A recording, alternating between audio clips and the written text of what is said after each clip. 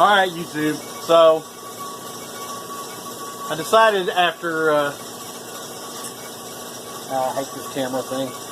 Anyway, I decided that after Misty got this thing together and I got to measuring the deck height, and looking at that deck, the deck was straight with a straight edge, but it was what I call threaded. I decked that block years ago on an old Storm 85B, and it probably had Dowel cutters in it. I mean, I didn't like it. For a composition gasket, it worked fine, but it was just looking a little rough. And like I said, the deck height, the pistons were in the hole about 8 thousandths. Because I probably used the 28 thousandths gasket when I built it. And so just to clean the deck surface up and whatever, I decided to go ahead and cut 8 thousandths off of it. So that's what I did. I got the pistons all, you know, right there. Zero or out of the hole, 1 thousandth or 2. But the deck's in good shape now. So, yeah, you know, this is my shit, so I'm not gonna lie. We didn't take it apart. I covered the bottom of it up and shoved the cylinders full of rags, and the machine I got, I can actually put it. I can actually put the block in there with a crank and piston. Wouldn't do that for a customer, but my shit. But I'm going to show you an easy way to pull dowel pins out. Now there's all kinds of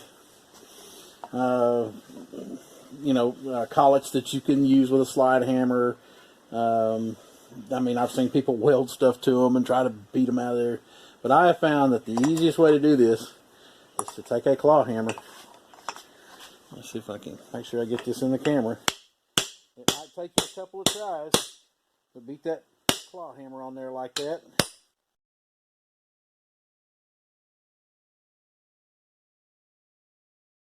And pull that dowel pin out just like that. Sometimes it's hard to get the dowel pin back off your hammer, but I found that's the easiest way to do it. If you want to reuse the dowel pins, you can file off the little edge where the claw hammer puts it through there, and here, I'll show you. You can, in a pinch, if you can't get no dowel pins, but you can take a 1/4 inch dowel rod and cut your own dowel pins from the hardware store. But you can file these off if you're in a pinch, turn it upside down, put it back in there. And that's my tip of the day.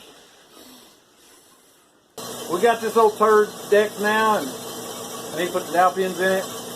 I'm going to finish putting the freeze plugs in it and paint it. Then I'm going to put the timing chain on it and all that. I may wait for Misty to do the timing chain or whatever, because I'm going to teach her how to pull the gear off and how to put the new one on and all that stuff. We're actually going to use a used timing chain out of an old race motor. It's in good shape. Maybe has 5 race nights on it. So I don't hear no shit out of none of it. You'd do it too if you had the chance. Alright, so that's what I'm going to do. And I just got to put the dowel pins back in it. And then we're back to where we were. So I'll be back.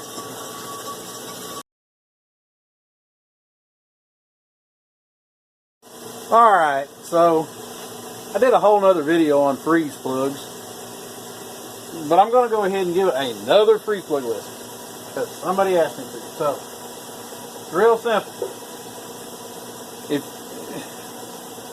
Just find a socket or something that is about, that tight. You don't want it too tight, because if it's right up against it, when you knock it in, you won't be able to get your socket out for your whatever. Now, I'm going to admit it. They make a kit that you can knock freeze plugs in with. And I ain't never owned one in my life, because I've always found a socket or something else to knock freeze plugs in with. Or I've made something. Anyway, so this is how I do it. You can use whatever you want. You can use silicone if you want to, but I choose not to. This is Permatex shellac. Of course, this. I mean, you see the condition of that, but you don't have to buy the big one. I have to buy the big one because I do lots of freeze plug. I'm trying to do this so you can see what the hell I'm doing. But you want to put a little in the freeze plug hole all the way around. And then the freeze plug itself,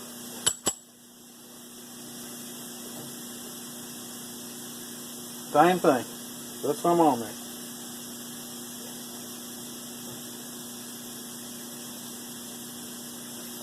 It's gonna ooze out whenever you knock it in. That's okay. Excuse me.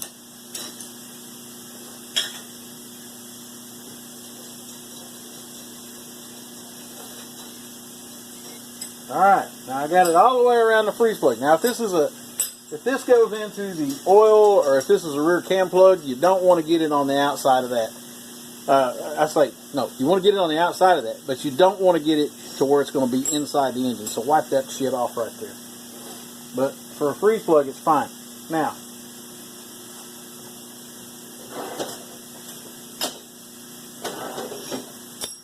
I try to be halfway neat about putting my freeze plugs in. I always try to turn the letters. You see the letters there. I always try to put them so that they face up. I don't know. It doesn't matter. It doesn't make a damn bit of difference. It's just something I do. Anyway. Now you just knock him in, and you knock it in as straight as you possibly can. I'm trying to do this. I don't know if y'all can see what I'm doing here. And just basically knock it in until it's flush. If it's got a big taper on it, like this, you can knock it in a little bit more, but it's really not necessary. If you knock it in too far, it'll leak. And that's it. That's all there is to it. I'm not even going to show you another one because there's no reason to. So anyway, there's the freeze plug lesson for this engine.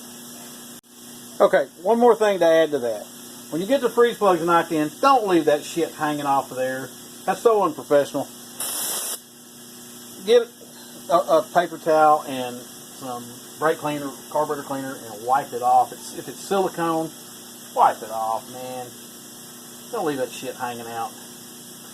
It's just not cool. Yes, I go through lots of paper towels in this shop.